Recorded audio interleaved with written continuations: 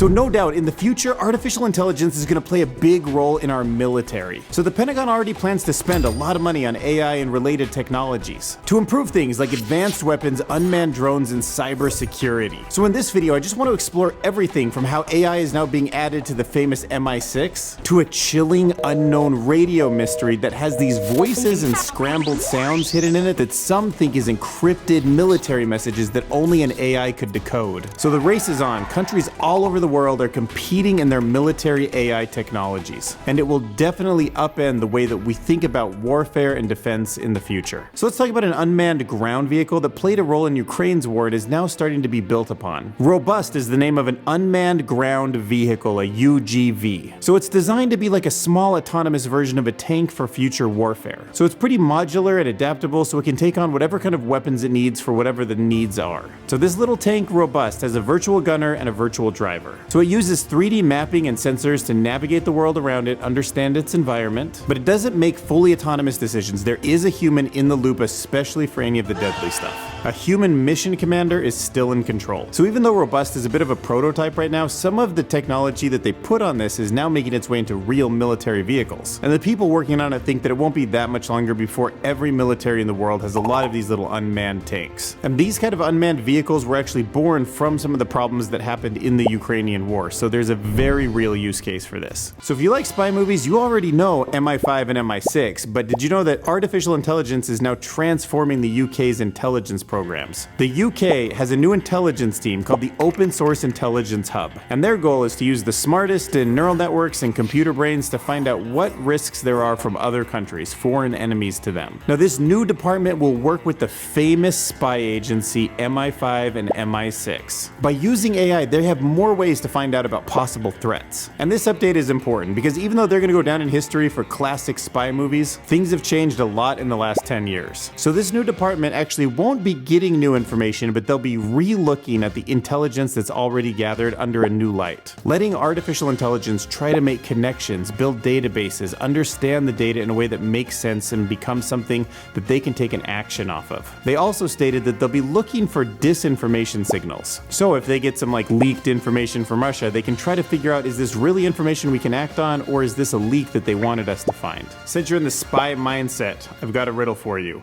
There is a mysterious buzz. I need you to help me explain it. So there's this unidentified sound called the buzzer. It's a mysterious sound that you can hear on shortwave radio at 6,524 kilohertz. Now people have been both trying to figure out where this sound is coming from and why it exists in the first place. And of course there's already wild theories about why the buzzer exists. One thought is that it keeps the channel clear just in case they ever need it for something, but others think that it might be an encrypted intelligence signal. Maybe it's even disguised as radio communication with real human voices sort of being heard in there, but it's actually two advanced AI systems that understand each other in a way that is above human comprehension. But the weirdest part is that the buzz sometimes also has some voices that you can faintly hear. It sounds as if the buzzing sound is coming from a device that's in front of a microphone, but not like a buzz that's coming straight from the transmitter. So if you have any information on what this is, any theories, drop them in the comments below. So now let's talk about some Chinese robots that are about to transform the way that we can do emergency rescue. Deep Robotics is a Chinese company that makes four-legged robots, and they just tested 5 of these Jueying X20 robots in a big unknown area. So this is like a drill, and these robots were meant to go find dangerous stuff, find injured people, and talk to each other all wirelessly. So they had lasers and cameras and even a special network that they meshed together for themselves so they could communicate. Now a guy named Jueying is the big boss of algorithms over there at Deep Robotics, and he thinks these robots are going to be really helpful when it comes to finding people in dangerous areas. Because they're great at figuring out where they are in unknown areas, they work well as a pack. By working together, they can plan their own routes and navigate without help. And because the test went so successful, they might actually be saving lives soon. So a big company called Palantir just made a demo that's got everybody in the military buzzing. So Palantir is this big publicly traded company that works with big data sets in the government,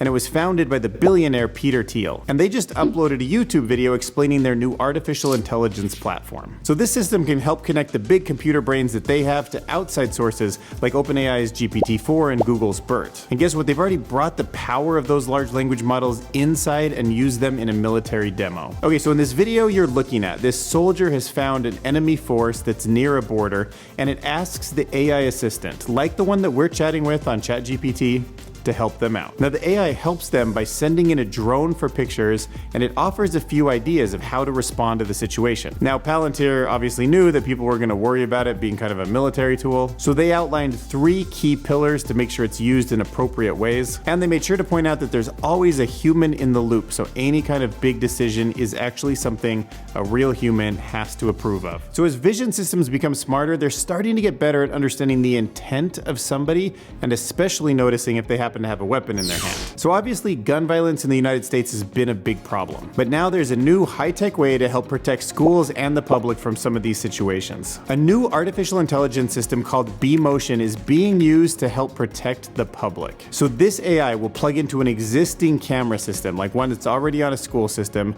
and it will look for any kind of a weapon or the intent to use a weapon. And if it sees anything that it deems to be a threat, it notifies the security guard of the location and what it thinks it saw, which would allow a security staff to either immediately go to the situation or review it. Now the company's president said it's much better to have a system that's actually trained to look for threats, not individual people. And thanks to the fact that it's AI, it can analyze every single frame from every single camera 24/7. Now some schools think that a system like this is just a good extra layer of protection. And for schools, B-Motion is charging between $40 and $70 per student per year. Now AI is the future of warfare, but only if you have a connection to use it on. So military artificial intelligence is making big leaps, but it won't be of much use on the battlefield if troops can't stay securely connected to one another. So that's why the US Central Command's Chief Technology Officer says that basic connectivity is at the heart of AI's real-world use cases. If the best algorithms don't run on the right network with the right data, they're useless. Emphasizing that the network's infrastructure and function is the limiting factor in most military operations. So the US military is now working on a seamless network across land, air, sea, space, and cyber domains through a multi-billion-dollar program called the Joint All-Domain Command and Control, JADC2. If there's a disconnect, a troop could be left uninformed and unable to act.